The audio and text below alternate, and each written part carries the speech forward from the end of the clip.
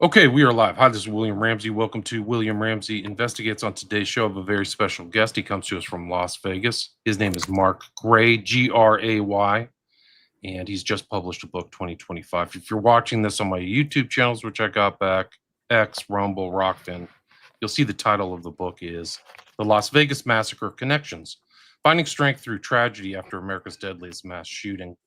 And this is his first book. He has a contribution from Mary Jo Vontillo, who we'll find out who that is. But he's an accomplished author of a lot of magazine articles. He's a longtime writer for People Magazine and Rolling Stone. He's originally from SLC, Salt Lake City, and he's been in Vegas for a couple decades. He was there on the events that we're going to talk about today, which is October 1st, 2017. The biggest mass shooting in American history still reverberates around today. A lot of mystery there, but he can talk more about that. There's a lot of tragedy and trauma and a lot of people coping still to this day. And it's covered in his book. He was part of magazine coverage of O.J. Simpson's robbery case and Prince Harry's Vegas shenanigans.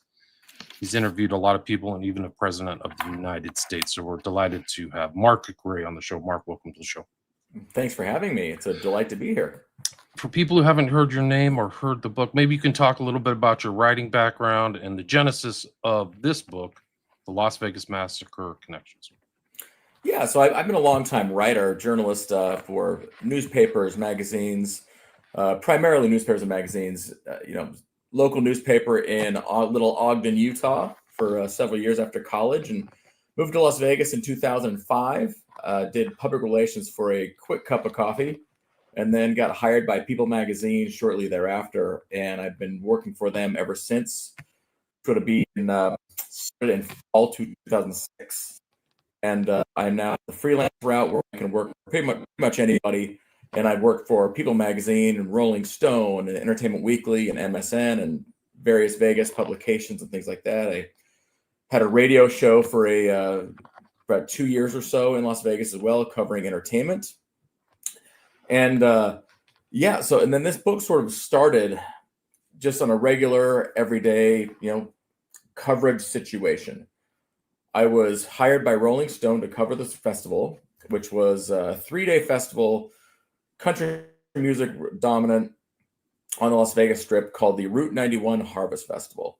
And the initial story was supposed to be the 10 best things I saw this weekend at Route 91. And of course, Jason Aldean was the final act of the final day on the third day. And so 9 of those 10 items were ready to go and written. And I was kind of earmarking one space for Jason Aldean. And obviously that item on Aldean, and nor did that story ever see the light of day, because things changed very dramatically on the 4th song of Jason Aldean's set, just about 15 minutes into the set. Right. So just this fire thing. Were you actually on site at the festival, in the festival? I was. Yeah, I was. And I believe I was the only print reporter there at the time. There had been media there the whole time, but a lot of them were doing backstage interviews, and I was certainly one of them. But most of those people left after the interviews ended because, again, Jason Aldean was the final act, so there was no more interviews that were going to be taking place. They were all finished. So all the other reporters left. I, however, stayed. I had a bunch of friends that were there, so I was hanging out with them and just kind of enjoying the show and working a bit, on my 10 best things article. And I was the only one. I was the only one there, I believe, from the print standpoint and from the reporter standpoint. And I only believe this because I've not seen a single thing in the 8 years since. Now there were a couple, I think 2 photographers there that were working, but from a reporter standpoint, I think it was just me. And it started late at night, right? It was like 10 p.m., right? It was kind of a late hour, if I remember correctly, right? Can you do me a favor, Mark? And can you turn off your video? There's just it just seems to be a bit choppy, like it's a little slow. So if you turn off your video, it'll help with the connection. It's just on the very bottom. There you go. Perfect. There we go. Please continue. Yeah, so the show itself started in the afternoon, but Jason Aldean's set began around about 9:50 or so in the evening, and but the shooting began at 10:05, and it lasted for 11 minutes. And those 11 minutes that none of us will ever really forget. Right. So I mean, and a lot of people, they didn't respond right away. They were kind of confused and didn't understand what was really happening. I mean, how long did it take for you to realize that there was a mass shooting taking place? It's tough to say. It's kind of like when someone, I mean, you're in LA, I think, William, right? I mean, it's kind of like the people when they say in the earthquake, it felt like it was, 10 minutes, but it was really 30 seconds. And this was kind of how that was too, in the sense that I remember I was standing there and there were 3 pops. It went pop, pop, pop, and there was a very long pause. And at the time, myself and I think pretty much everyone there didn't think anything of it. I thought it was fireworks. I kind of thought maybe someone stuck some fireworks in there and brought maybe a bottle rocket or something to the concert. And then there were 3 more pops after that, and then another pause. And the same thing, I thought, what kind of jerk is doing this? We're all enjoying the show. What's happening? And then that's when the barrage of bullets started happening. And it was pretty quickly after that, probably I would guess within a matter of 7 or 8 seconds, 9 seconds, that I realized something wasn't right here. And at the time, though, a lot of us, myself included, and a bunch of my friends who were there, we all thought that someone was inside the festival. I didn't find out until hours later that it was inside Mandalay Bay. We thought it was someone in the festival, and maybe potentially multiple people. We weren't sure of really anything. It was one of those things that I remember. We had a friend of mine was a sponsor of the festival, and so he had a kind of VIP area, but it wasn't really protection. It was more protection than most people had. It was basically inside a refurbished trucking container, essentially, but it had windows in it. It was very thin, and I ran in there, much like all of my friends did, and just kind of got down on the ground. And we were on the ground for, again, felt like an eternity. And we were thinking we're sitting ducks here at some point, because, again, we thought someone was inside the festival. And there was a couple breaks during the barrage of shooting, most of them very short. And, investigators believe it's because he was going from gun to gun and window to window, because he had a corner suite and he had guns positioned at both windows. So they think he was done shooting here, moving over to the other place. And that was the break in the shooting. So it was during one of those breaks that we all decided Mark, hold on just a sec. You can't keep moving the mic around. You got to just stay stable, or something's going on. The mic has a lot of background noise. So please put your mic somewhere and don't move it. If you have an Apple cord mic, just hold on to it with your hand, please. I gotcha. Okay.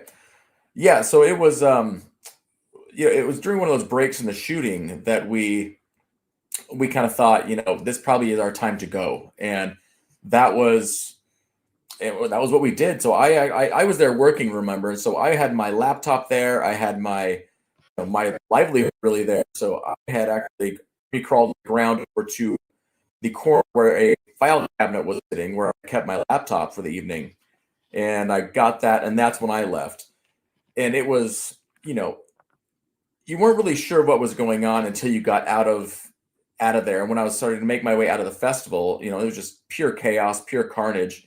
And that's when you started seeing, bodies and, injuries and all things like that. And it was really a war zone. It really was. I mean, I think that there was over 50 deaths and then 500 injuries. So it's like some of those, like, they forget that so many people were really injured in this event. It's a huge, huge event. I mean, it's incredible. And what was the fallout like when you were in Vegas, like after the events of October 1st, 2017? This city still isn't the same.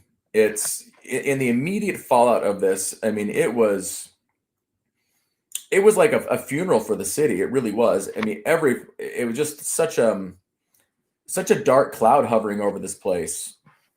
And at that time, I'd been in Vegas for about 12 years, and so I knew it pretty well, certainly the ins and the outs of it, and I still do. But it was it was like nothing I'd ever experienced. It really felt like you were just living inside of a funeral home. There was people lined, and you also saw the humanitarian angle of Vegas and the side that no one really sees. Because when people think of Vegas, they think glitz, glamour, and neon sign. What really happened was, yeah, it was still existing, but you had people lining up at blood banks to donate. You had, people donating food, water, money, you name it. And that was really kind of I don't want to say a silver lining, but it was really kind of a lone bright spot of such a horrible, horrible evening, such a horrible tragedy. Right. So that was it. So what happened to your series on the Harvest Festival? Did you end up publishing something else in Rolling Stone? Correct. So after I got home that evening, which, I had Ubered down to the festival, so I didn't have a car there. And of course, the Ubers were you couldn't get one to save your life. There was no cabs because the roads were all shut down. And so it took me a while to get home. Once I finally did, I decided to, I was stunned first off. And then I decided to write a first person story about my experience. I wasn't trying to claim this is what anyone else did or what anyone else felt. This was just my experience. And so I just started writing, and it was incredibly raw, from what I understand. I've still not read it to this day, William, but I wrote the story and I sent it in. Again, just a first person story. And of course, when you're a regular everyday reporter like I was, you're not supposed to write first person stories. You're supposed to be, incredibly unbiased, not throw yourself into the article. And that was what I did. I put myself in the article, sent it in, and my thought process was, if you don't like it, well, to hell with you, because I shot it and you didn't. So I sent it in, and it did really, really well. Rolling Stone published it pretty much immediately, and it kind of really changed the trajectory of my career in some ways, because it really put my name on the map in areas that I was not known in. Right. So you were like a standard kind of entertainment writer in that till that time. Would that be correct? Correct. And I was doing, I was kind of doing to a lot of red carpets and interviewing celebrities and all that kind of stuff. And I was never really in the hard news area. Right. Pretty well. So this is 2017. And how did you kind of meet up with you mentioned a lot of names in this book. I mean, how did it get started? How did you meet Mary Jo Vontillo, and then kind of take it from there? Yeah. So I was it was 4.5 years after the shooting. Rolling Stone had approached me about doing a 5-year anniversary story. And so I said, sure, I'm all in on this. And I was speaking with a different reporter, one of my colleagues there, and he had mentioned that he knew that a lot of these survivors of the shooting, people who had been shot, people who had lost, loved ones, all went to one specific Los Angeles Angels baseball game every year. It was always in May, and they always went to this one game, and I'd never heard of this. And so I contacted a woman who was kind of in charge of it, and she let me in and introduced me to a bunch of these people. And so I was at this game, and this woman sitting in front of me, and I had been told in advance, like, who would be sitting around me at this game. And I spoke to this woman, and she had really not a lot of interest in speaking to me at the time. Her name was Mary Jo Vontillo. And eventually, as time went on, I kind of wore her down, I think. And thankfully, baseball is a very long game. And I had 9 innings to wear her down, and she finally agreed to speak with me briefly. And so we spoke only in a matter of 5 minutes, maybe less. And it was a very Cliff Notes version of what happened that night with her. And she was there with her husband and her family. Her husband, Kurt, was shot in the collarbone, and the bullet eventually went straight to his heart, went through the collarbone into his heart, and he died instantaneously. And she kind of spoke about, they'd gone every year to that festival, and Kurt was there with her, obviously, and kind of gave me sort of just the rundown of the day. And it was interesting. And I put her story in that Rolling Stone article on the 5-year anniversary story. And I figured that was that, and I would never hear from her again. A year later, my phone rings, and it was her. And she said, I wanted to speak to you about this idea for a book I have. and would you be interested in collaborating with me on this thing? And so I eventually met up with her. She at the time lived in Southern California. I flew down there. We went to lunch all day together and just went over really story that evening, her story with Kurt, her love story with Kurt, everything about how they met, you name it. And I left there not really knowing what I had, whether this was good enough to start a book or whether this was just a nice woman with an interesting story, whether this was a magazine article. And it kind of started from there. And I just started chatting with more folks and more people. And I was really leaning on her to introduce me to these people who she's met along the way. And every person in this book has had some form of trauma in and of themselves. And a lot of people think about this book as a Route 91 book, and that's not what it is at its core. What I like to say is this book starts at Route 91 and it kind of works its way through and everything that's happened since that day. And it's really all the people she's met because of Route 91, because that event happened. And, and there's a couple stories in there. There's one guy who has a similar story to her. He lost his wife at Route 91, but there's other stories in there have nothing to do with it. And it's just sort of this, she's sort of the tie the thread that ties all these people together. Right. And there was a huge court case too. A lot of people didn't follow up maybe, but there was litigation, and that also it was a class action. So that also brought a lot of the survivors together too. Is that right?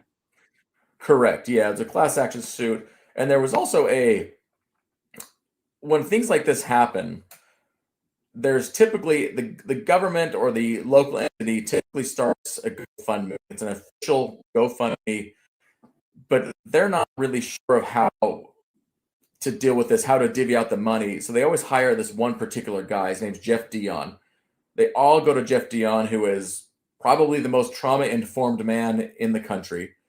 And he kind of goes through it, and he has almost a pyramid of sorts for how to this person gets this. If someone was lost a spouse, they get this. If someone was shot critically, they get this. If someone was shot, kind of a grazed, a flesh wound, they get this. If someone has psychological trauma, they get this. So he has a whole system, a whole chart, and he's actually featured in the book as well as to how he even got involved in that. And it also relates to true crime. His sister was murdered by a serial killer, and that kind of thrust him into this world of being a victim's rights attorney, and which led him into this life as well. But yeah, there was a civil lawsuit, a class action lawsuit, which involved the hotel, and there was also another. There were different lawsuits all kind of filtered throughout, and Mary Jo was involved in the class action against MGM, which owned Mandalay Bay Hotel, and then saying she got her share of the GoFundMe as well, just like many other victims did as well. Are you aware of how much money was raised by GoFundMe? Because that's separate from the class action suit, right? That is separate. Yeah, I don't know off the top of my head. I can certainly find out. But I don't know how much it was. There was a huge public outpouring, if I remember. And Jeff Dion, his sister was killed. I think her name was Jeanette or Janelle in 1980. Paulette, thank you. By none other than Otis Toole, which is really scary. Like, it's not, that guy's probably one of the darkest figures imaginable. Correct. So Jeff Dion, personal, and I was watching videos about him this morning. He's still kind of on video about this whole Route 91 massacre. So yeah, it is remarkable. I think he's like a leader in that field of what he does, right? He is. Yeah, what's interesting about Route 91 and why he probably still speaks about it is it's one of those weird, at least from my standpoint, certainly, it's one of those odd mass casualty events that I don't think people have forgotten, but they've also sort of forgotten. I mean, you remember Columbine. People talk about Columbine to this day. People talk about, Parkland to this day. People talk about the Pulse nightclub and, Uvalde, some of these others. But Vegas is not usually at the top of the list, which ironically, it's the biggest, the biggest one in terms of death. But, I remember just even 3 weeks after I was in Northern California, and I was in an Uber, and I'd mentioned this driver had said, "Why are you here?" And I told him I was kind of getting away from what? I mentioned I was in the shooting. He said, "Oh yeah, I totally forgot about that." That was only 3 weeks at that point. So it's still a big deal in Vegas, but I think a lot of people have forgotten how large this actually was.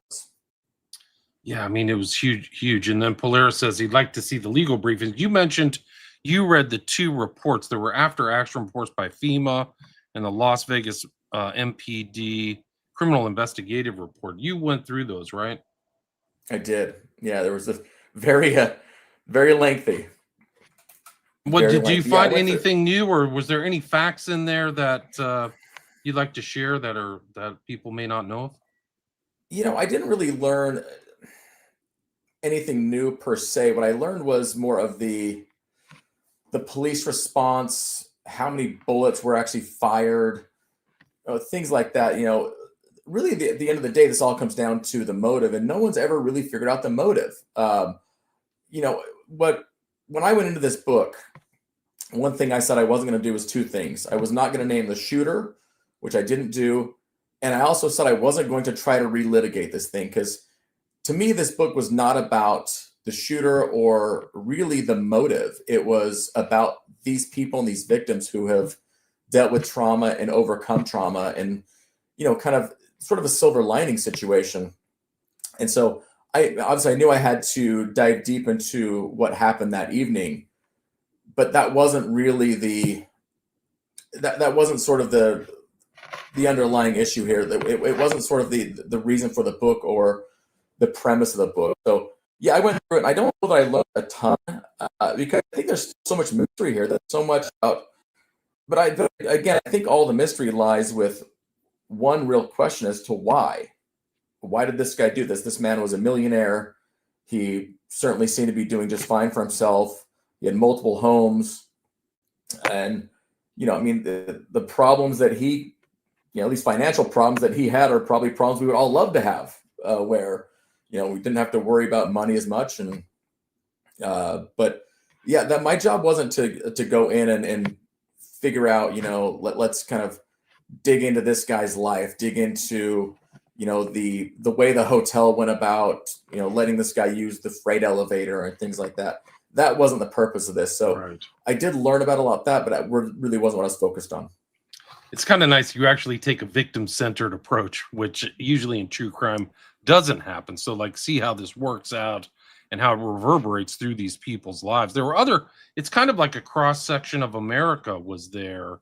Like there's a lot of there's ex-military, there's I think this one woman Lawler was in entertainment.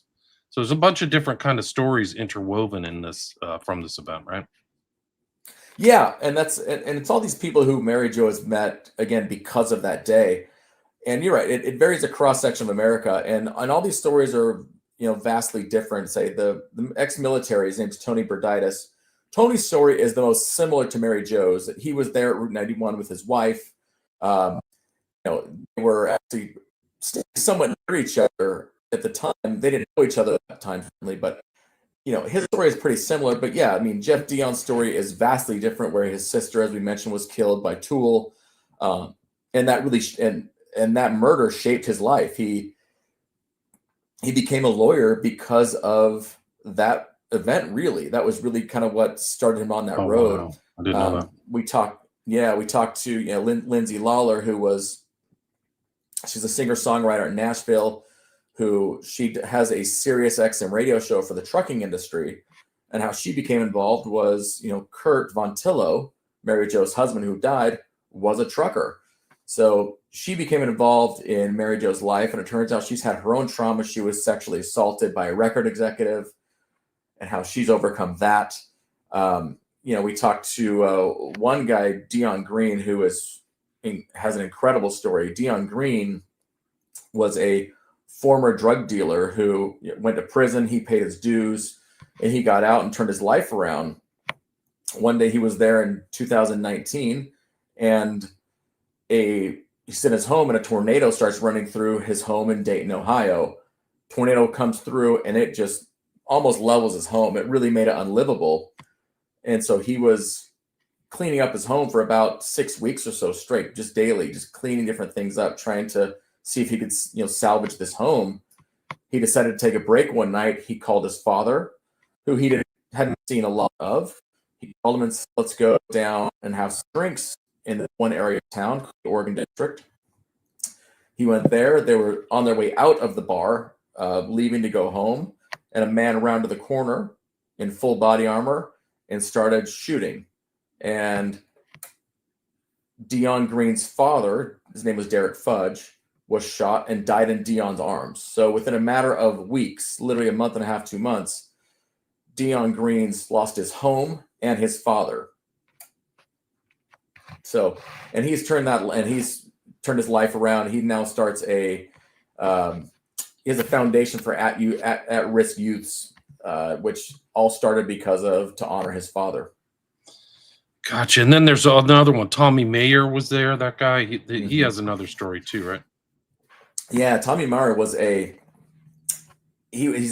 still is a fire commissioner in New York, in Long Island.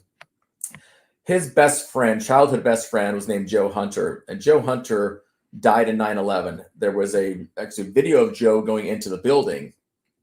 It's one of the many news reports of firefighters rushing in, and he was one of those guys. And unfortunately, Joe never came out. They found his helmet only, and that helmet is now with the museum, the 9/11 museum. But so Tommy was just distraught over losing his best friend, and Tommy was down there at Ground Zero for weeks on end, helping with recovery efforts. For 20 years, he tried to figure out how he could help out or honor his friend, and he could never figure out how to do it. And Tommy is, just a golden individual of a man. He's just a saint, and he just could not figure out how to help, how to help out humanity and how to really honor Joe.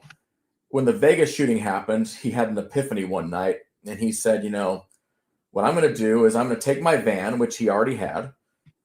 I'm going to take my van and I'm going to drive it to the hometowns of all the people who were shot and killed in Las Vegas. And I'm going to do a random act of kindness on my own dime in their name. And so what he would do is he would drive to these different hometowns, and he'd always create these little kind of slips, little pieces of paper. And it would say, something, courtesy of, and he'd say the person's name, victim of the Route 91, Harvest Festival shooting in Las Vegas. And he'd usually research these people who he was honoring. And if they liked, basketball or something, he would go to a public basketball court and he would leave free basketballs or, uniforms or something like that. If this person liked coffee, he might go to Starbucks and he'd buy the next 20 people coffee. And he'd all give them the slip to know why, so they would understand why this coffee is being purchased for them. And he delved deep into their birthdays, and he might just do a random act of kindness on their birthday. And, but if someone had a flat tire, he might give them a new tire, courtesy of so-and-so. And so he did this just for years, and eventually, and that took off. And that's how he married Joe Montillo, the distributor of the book. He was in Southern California doing random acts of kindness in Kurt's name. Mary Jo had never heard of this Tommy man before. And her cousin had informed her of someone who was, kind of using Kurt's name. And she said, who is this guy? It must be someone who is, looking for money or scamming someone or, maybe for religious purposes or something like that. And it turned out he was just a man with a good heart. And she ended up meeting him and realized within 5 minutes that this guy was just and pure. And that's all he wanted to do was just honor his buddy. And so that's how Tommy kind of fell into this book as well, was he just goes around and does these kind of things. And he didn't stop in Vegas. Vegas was the first time he did it, but he travels around to all these mass casualty events now and does these kind of, random acts of kindness and helps out. He's been, he went to Uvalde. He went to the borderline shooting in Thousand Oaks, California. He went to Pittsburgh after the synagogue shooting. He's been all around, and he still does to this day. Oh, that's amazing. And there's a lot of shootings. There's a lot of crazy things still happening. This is part of a larger social problem, are these weird mass shootings that reverberate, whether it's Pulse. I mean, there's just so many. Like, there has to be a list of like these mass shootings. It's really incredible. This is the one I can't think of one that's worse because 500 people were injured. I mean, those kind of stories kind of get lost too, though, like the injuries. Would you agree with that? Totally agree. Yeah, I mean, we focus on the 58. Well, that's the other thing about Vegas that's so bizarre is we can't even agree on how many people died that night. It's the number's either 58 or 60. Um, and there are two different camps. I live in the 58 camp, but some people live in the 60 camp. And the reason why is this is that that evening on October 1, 2017, 58 people lost their lives. Years later, two other people lost their lives due to injuries suffered that night. So Right. They those didn't just two other die right away. fam yeah, those two other families, I'm, they, I get it. They want to be included in this. I understand it. But the whole argument is, 58 people, didn't get to say goodbye to their loved one. These other families had, a year or 2 years to say goodbye. So it's tough to equate those ones. But yeah, 58 people died. And then there's also differing numbers on how many people were injured. The number that I see a lot is 851. And that includes everything from, serious injuries to someone who may have hurt their foot for all we know. There's just so many different numbers that are flying around on this whole thing. And 600 is the number you hear a lot. You hear 800. I hear 851. So again, it's just so bizarre because one of those, huge events where we really can't agree on anything. It's a pretty murky. Like there's a lot of murky stuff. Like, I mean, what's it like being in Vegas? Like when you're hearing other, I mean, I've heard of other people hearing shots in other casinos, shots coming from weird directions. Like that's the whole general confusion is like a lot of people were like you who said that they thought somebody was in the festival shooting, which is kind of different than hearing something up on the, halfway up a large, huge hotel. What's it like the rumors or innuendo or whatever? I mean, being in Vegas, what are other people saying about the event?